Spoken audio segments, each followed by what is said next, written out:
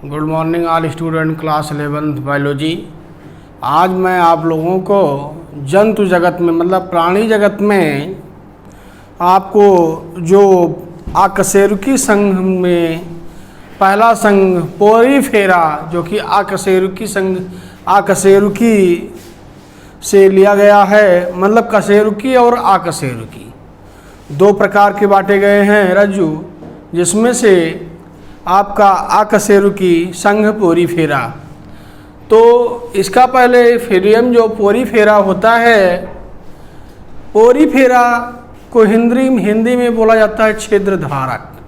क्षेत्र धारक ये दो शब्दों से मिलकर बने हैं, मतलब पोर्स मतलब पोर, फेयर मतलब टू बियर मतलब क्षेत्र धारक। और इनको एक प्रकार से इन संघ के सदस्यों को अस्पंज भी कहा जाता है। पोरीफेरा संघ के सदस्यों को अस्पंज भी कहा जाता है। रॉबर्ट ग्रांट नामक वैज्ञानिक ने सन 1825 ईस्वी में पोरीफेरा संघ की स्थापना की थी। रॉबर्ट ग्रांट नामक वैज्ञानिक ने सन 1825 ईस्वी में पोरीफेरा संघ की स्थापना की थी। तो हम आपको बताते हैं पोरीफेरा संघ की मतलब इसकी परिभाषा क्या है, इसको परिभाषित क्या करते हैं। निम्न कोटि के बहुकोशिकीय जंतु या मेटाजोआ जिनमें शरीर संगठन केवल कोशिकीय स्तर अर्थात ऊतक रहित होता है, वो आपका पोरीफेरा कहलाता है। अब अगर इनका संक्षिप्त इतिहास पूछा जाता है, मतलब अस्पंजों का ज्ञान किसको था। अस्पंजों का ज्ञान हमारे एक वैज्ञानिक थे अरस्तु, मतलब जिन्होंने जीव विज्ञान और जंतु विज्ञान की खोज की थी, उनको अस्पंजों का ज्ञान था। इन्होंने 17वीं सदी में इन्हें पादप वैज्ञानिक में माना गया था। और हम पोरीफेरा संघ के प्रमुख लक्षण आपको बता रहे हैं। पोरीफेरा संघ का प्रमुख लक्षण क्या होता है, मतलब ये जो जंतु होते हैं पोरीफेरा संघ के, ये जलीय, अधिकांश समुद्री पत्थरों, शिलाओं, अन्य जंतुओं के खोलों, लकड़ी के टुकड़ों आदि पर चिपकी हुई निर्जीव सी अपवृद्धियों के रूप में होते हैं।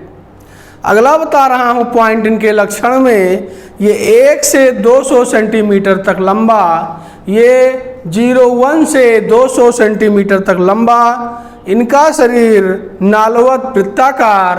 पोरीफेरा संघ का जंतुओं का शरीर नालवत वृत्ताकार, गोलाकार, कीपनुमा, प्याले या तस्तरी नुमा आकार का या पौधों के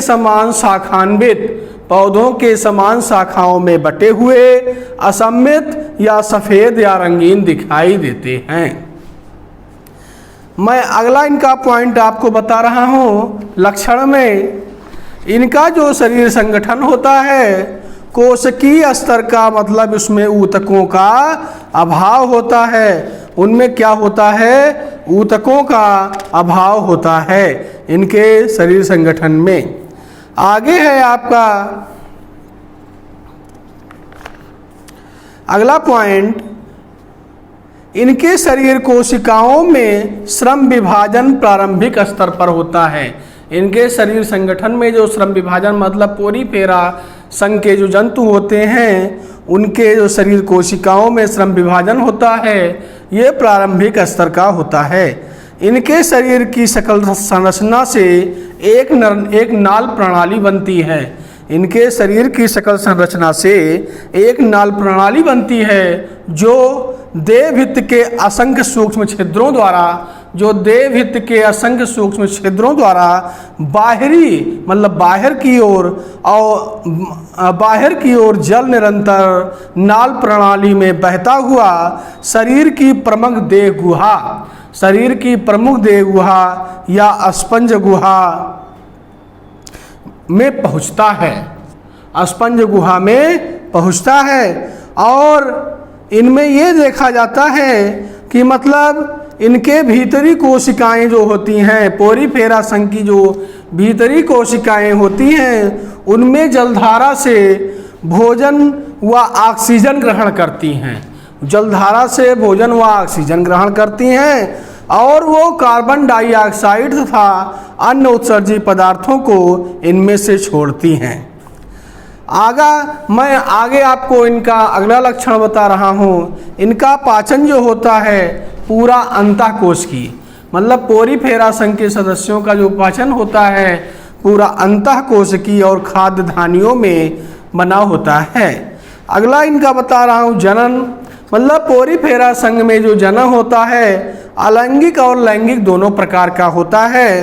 मतलब इनका जो जीवन वृंत में एक स्वतंत्र रोमाभियुक्त शिशु प्रावस्था एम्फेब्लेस्टुला या पैरेन्काइमला, मतलब ये दो प्रकार के इनके शिशु प्रावस्था पाई जाती हैं।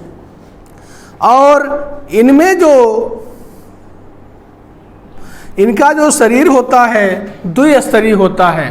पोरीफेरा संघ के सदस्य जो जंतु होते हैं इनका शरीर जो होता है द्विस्तरीय होता है, मतलब बाहर की ओर चपटा जिनको बोलते हैं पिनेकोसाइट, जो कि पिनेकोसाइट कोशिकाओं का बना एक्टोडर्मल त्वचीय स्तर तथा भीतर की ओर जो भीतर की ओर होते हैं विशेष प्रकार की कोशिकाओं का बना एंडोडर्मल जठरीय स्तर, दोनों स्तरों के बीच में जेली सदृश मध्यस्तर जिनमें दोनों स्तरों के बीच कुछ भ्रमण स्थलीय कोशिकाएं होती हैं जिनको अमीबोसाइट्स कहा जाता है।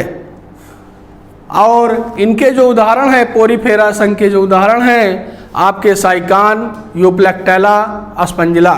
तो आपका जो साइकान होता है इसका जो क्लासिफिकेशन होता है, वर्गीकरण होता है, मतलब ये किस जगत में रखा गया है? जंतु जगत, मतलब जंतु जगत। और संघ कौन सा है? पोरीफेरा है। और वर्ग कौन सा है? कैलकेरिया है। गण कौन सा है? हेट्रोसिला है। और वंश कौन सा है? साइकान है। ये आपका साइकान का हुआ। दूसरा उदाहरण मैं आपको यूप्लेक्टेला का बता रहा हूँ। ये भी आपका जगत जंतु जगत का है। संघ है पोरीफेरा, वर्ग है हेक्लेजनेलिडा और गण है हेक्सास्टेरोफोरा और इसका वंश है यूप्लेक्टेला। अगर कोई आपसे पूछता है मतलब इनके वर्गीकरण में जो आपने हमको क्लासिफिकेशन बताया, मतलब ये पोरीफेरा संघ के सदस्य किस शाखा में पाए जाते हैं, तो शाखा इनका होता है पैराजोआ। अगला मैं आपको लास्ट बता रहा हूँ अस्पंजिला। मतलब अस्पंजिला जो होता है इनका भी जगत होता है जंतु जगत, संघ होता है पोरीफेरा, वर्ग होता है डेमोस्पंजी और इनका गण होता है हेप्लोस्क्लेराइडा और वंश होता है अस्पंजिला। ओके, थैंक यू बेटा। हम आपको अगले वीडियो में इसके आगे संघ नाइडेरिया के बारे में बताएंगे और उनका उदाहरण बताएंगे। इसको आप लोग नोट करते हुए चलिएगा।